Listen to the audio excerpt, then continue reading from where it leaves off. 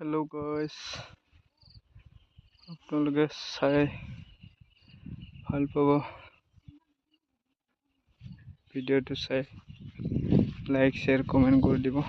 এইটো চাওক কি ধুনীয়া কৰি ধান ওলাই আছে, সুন্দৰকৈ চবফালেও আছে, ইফালেও চাব পাৰে। ইফালে গাইছ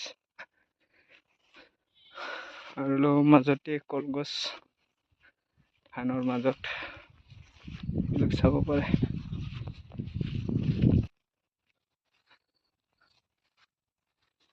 হেল্ল' গাইছ, চাব পাৰে আমাৰ